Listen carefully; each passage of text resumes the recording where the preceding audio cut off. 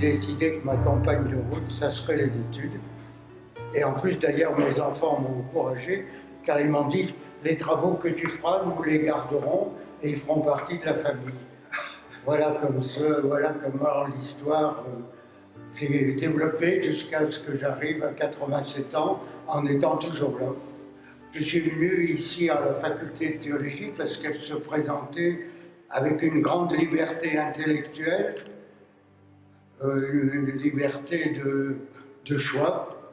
Donc j'ai fait un peu de tout et j'avoue que j'ai une grande préférence pour la philosophie.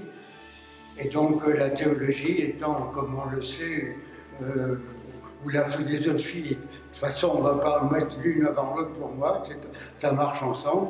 Et puis il y avait tellement de choses d'autres, découvrir le monde politique qui était une chose. Je ne parle pas beaucoup de théologie parce que bon, c'était l'arrière-fond qui était là tout le temps, mais j'aimais bien picorer à côté, beaucoup de choses à côté. Marie-Christine. Bonjour Marius. Je viens chercher mes notes du semestre dernier, oui. Je vais regarder. Alors là, pour l'instant, je n'ai rien. Je vais regarder dans ton dossier. Marius, qui, comme d'habitude, fait toujours d'excellents travaux. Bon, c'est bien. Donc tout est en ordre. Tout est Merci en ordre. Marie-Christine. Mais je t'en prie, je suis à ta disposition. Bonjour. Bonjour. Bonjour Marius. Comment tu vas? Bonjour Patrick, ça va? Très bien. Marius, il y a longtemps qu'on se connaît. Ça doit bien faire une dizaine d'années qu'on se connaît. J'ai toujours été touchée parce que, dans le fond, Marius, c'est une personne à la retraite et une personne qui est motivée par son parcours. C'est quelqu'un qui a travaillé tout le temps, qui a envie de valider ses cours. Il ne vient pas là que pour recevoir le cours, mais il donne tout ce qu'il a reçu. Quand je vois le travail qu'il fait, moi je suis,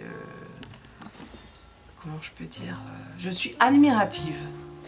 Je suis admirative par son parcours.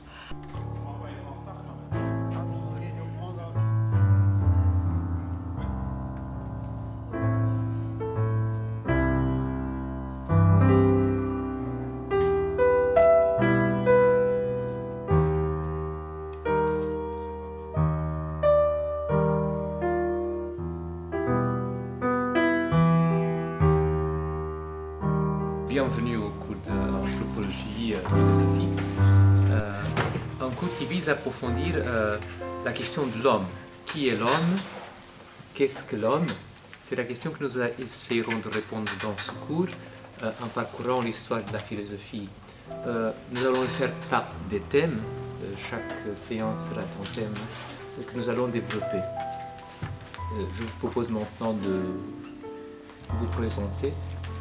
Un vieil étudiant de 87 ans, engagé depuis 13 ans dans, si je puis dire, à suivre le parcours à la Cato. Donc je fais ça à titre personnel, mais ce que je fais en cours ici aide les aides-soignants aussi, puisque j'ai un peu travaillé avec eux. Et donc cette aventure personnelle que je voulais faire finalement à la Cato s'inscrit dans une continuité de vie difficile avec mon épouse, mais me permet aussi d'être avec mes enfants un petit peu un phare. Ils s'intéressent à ce que je fais. Mes petits-enfants retapent ce que je fais, font une petite bibliothèque familiale avec ça. Donc finalement, ce que j'avais cru faire pour moi rejaillit sur beaucoup d'autres et je suis content de mon aventure.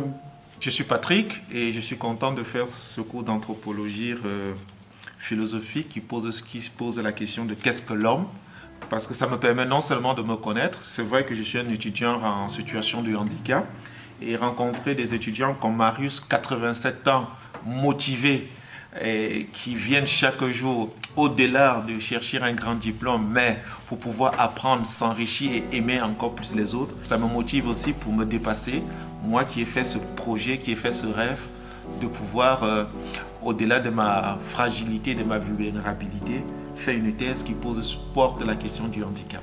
Ce que j'apprécie essentiellement dans la philosophie, c'est de prendre de la hauteur sur tous les événements qui nous entourent, qu'ils soient graves ou pas.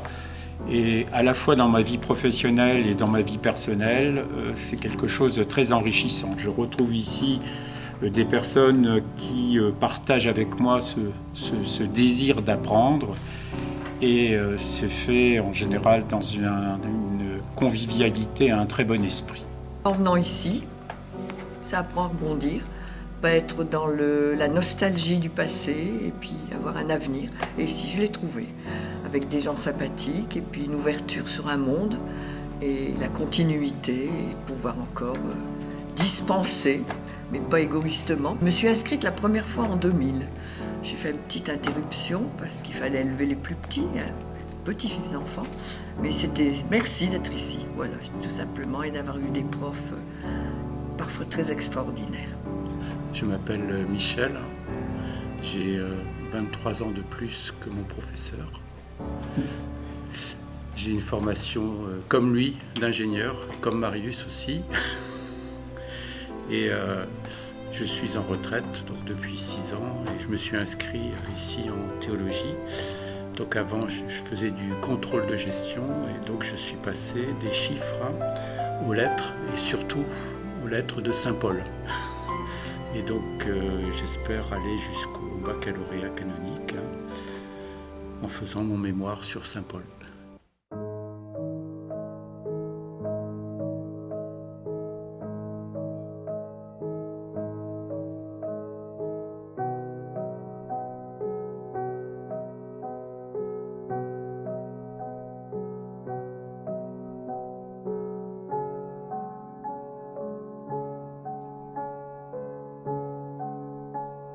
Un groupe d'étudiants si diversifié en âge, en parcours, c'est un vrai défi pour un professeur parce que on ne connaît pas bien leur parcours, qu'est-ce qu'ils ont étudié avant, quels sont leurs intérêts.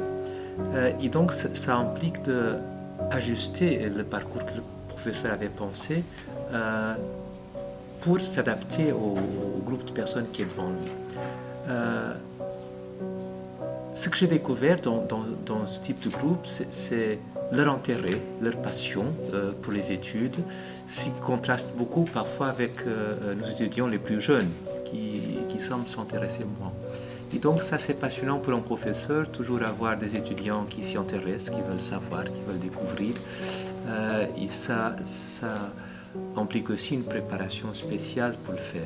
Avoir un étudiant de 87 ans, c'est magnifique parce que ça m'ouvre à moi-même des perspectives. Ça veut dire, je sais déjà ce que je vais faire quand j'aurai 87 ans, c'est me mettre à sa place.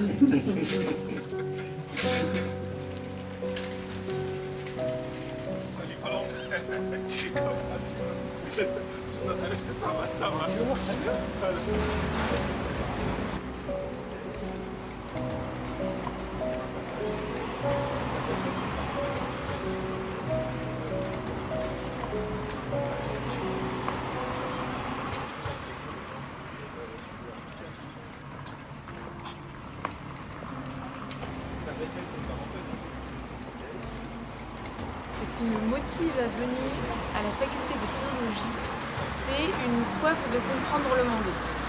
Et je dirais que je suis portée par le désir de comprendre ce qu'est être humain et aussi d'approfondir ma foi. Discuter avec les soignants en EHPAD et pour elles et pour les enfants leur amener quelque chose.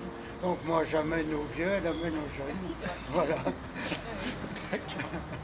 D'apprendre qu'il y a un étudiant de 87 ans, en fait, ça m'émerveille, je dirais.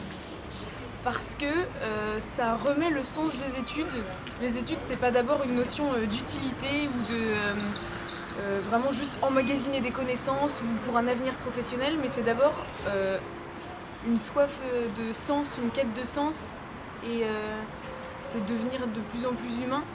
Et en fait, ça remet ça au cœur. En fait, on n'a jamais fini de vivre, et ça fait passer cette idée-là, en fait, que quand on est vieux, c'est pas la fin de la vie, et en fait, on peut continuer d'être vivant et de chercher du sens, et à grandir au contact des connaissances de professeurs, d'auteurs, et voilà, du coup, merci. C'est donc cette faculté qui m'a permis justement de picorer, de faire beaucoup de choses, ce que je n'aurais pas pu faire dans une faculté ordinaire.